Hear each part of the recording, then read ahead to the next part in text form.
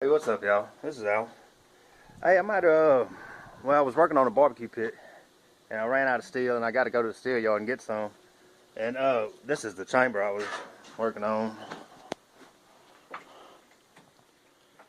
but I had enough for the chamber and a little bit of the firebox. And that one's it's longer than the ones I've been doing. This whole pit's gonna be bigger all the way around, and I'm gonna do a video on it. I didn't video any of that because it's another chamber, but I'm gonna start a video on it here soon. But anyway, what I'm trying to do, I'm trying to run out these bottles since I got to go to town to get this steel and some 75-25. I'm trying to finish running out this oxygen and acetylene, and I'm cutting patterns out. And these are some that I've cut. Did a couple of them yesterday. I hadn't finished cleaning this G up yet. That G was a pain trying to get in there. You got to get your cut as good as you can in there because you can barely get a file in there to clean it. The B was kind of hard, it wasn't too bad. The M was one of the easier ones. I did another B, but somebody got it already. But anyway, I'm gonna cut some more of these, and I got one drew out over here. I'm gonna do another M because somebody's supposed to be coming to get that M today. But I got it drew out, and you can see where I've been cutting them out right there. And there was one here, there was one over there. So I got it, I tried to butt up against that to save space, save plate, you know.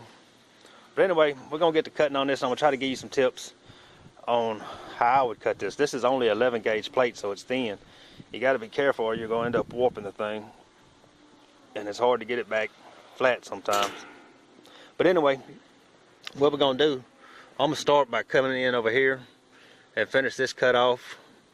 And then probably go this way down to here, and then once I get down to here, I'm gonna stop and let it cool off some. That ought to take this, I can probably get this whole piece off of here, and I'm gonna stop and let it cool down some, and then I'm gonna turn around and come back and cut that side, cut the rest of it out. But I'll cut half, let it cool, and then come back and cut the other half.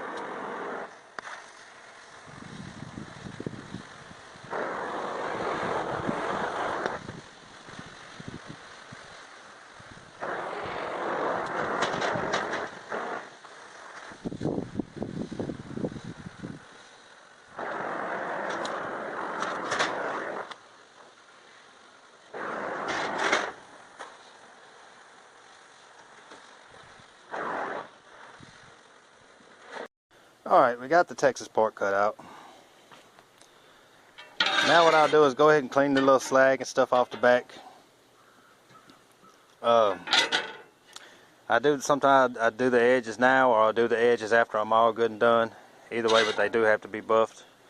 But we'll get that done, and then I'm going to come and put punch marks in these corners, these little tight corners right here, all the way around it, in here, here, here, here, here, here, and here. Punch marks all in there. I'm going to drill a little hole in it. I'm not sure what size bit that is. That's an 1/8 inch maybe. But we're going to drill each one of those, and then we'll come back and start cutting the M out.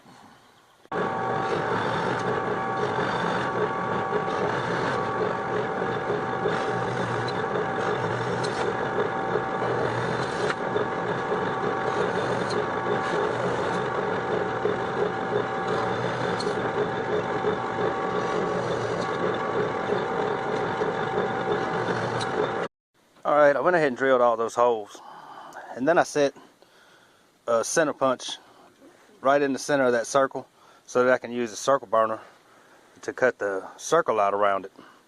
And then we just stop where those holes are in the corners where it's connected. Stop right there, And those are good because that's going to keep you from having to blow through that steel. You can start on the edge of that hole. I also went ahead and got another B laid out, a T laid out, and a K laid out. Actually, I went ahead and cut all that plate up until I ran out of oxygen. So I got about 14 of these things. I can still get 2 or 3 out of it. But anyway, I'm going to go ahead and cut the circles out of here, and then I'm going to let it cool. I'm not going to start cutting anything until cutting the circle on it cools off.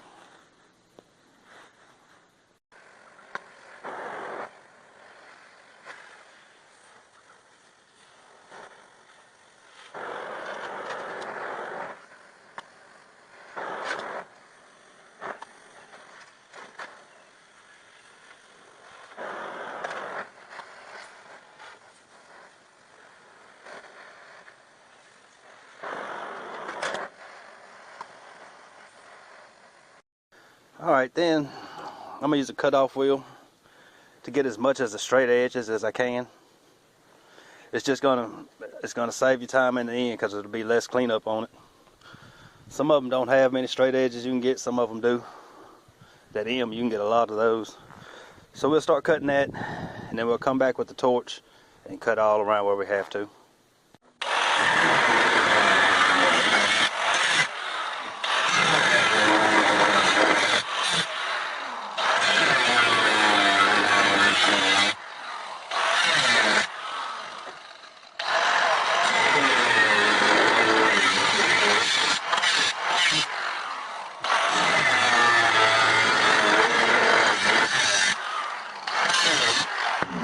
Got about as much cutting with that grinder as I can. I'm gonna go over here with the torch and come around all these little curves and get all that out. On the B, you don't have as many straight edges, so you're gonna have to cut all of that and then all of that out with the torch.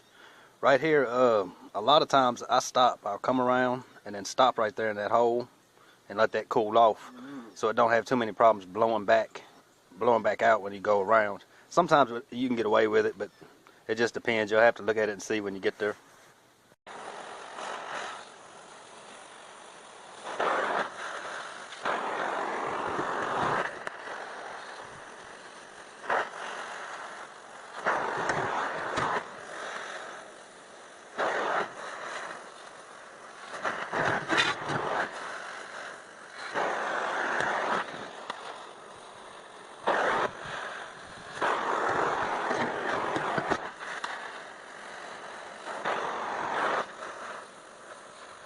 Alright, I went ahead and knocked the pieces out of it. There's that M. I've done most of the cleaning on that M. And the other two are back there.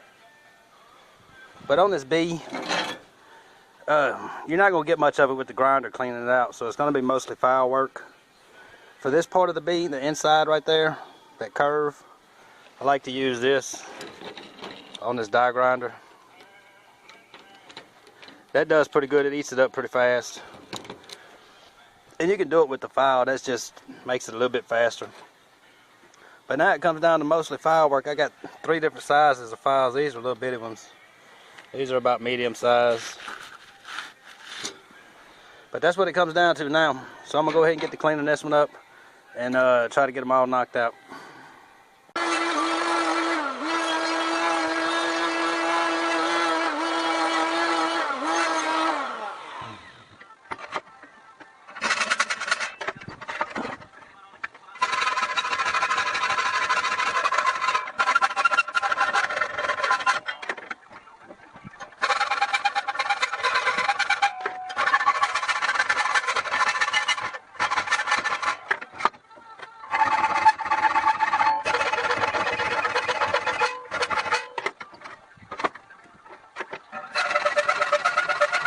Alright y'all, that'll do it.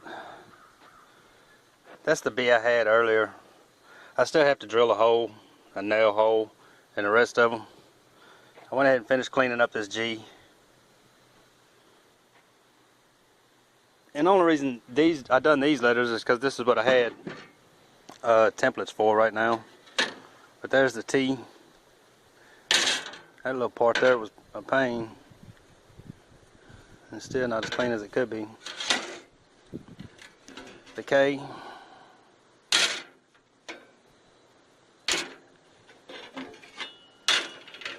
M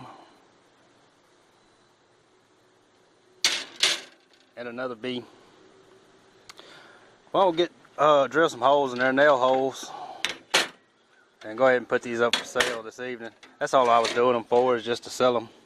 And I sold a couple already, a B and an M, and that B is sold. But that's all I was doing. If you got these small files like this and you don't have handles for them, put them in your vice grips. That way you'll have a handle, because you're going to get a lot more out of a file if it has a handle on it. You can't hardly hold that thing. These will come off. But I don't have a handle for these small ones, so I just put them in the vice grips. Because trust me, you will get a lot more action out of them. But anyway, that'll do it on those, man. Just a couple tips that might help somebody. I got to get back going on this smoker. Man, I done messed around and caught the flu, I think. And I'm out here trying to work through it, trying to work it off. But I keep switching from freezing to hot to freezing to hot. But I'm trying to work it off. Anyway, I got this smoker going. And I hadn't started it. I am going to do a video on it, but I hadn't started it. I'm just going to kind of jump in the middle of it. I'm fixing to do the stand for it. That was just sitting there while I tacked it up. But it's 40 inches long, 18 inches wide.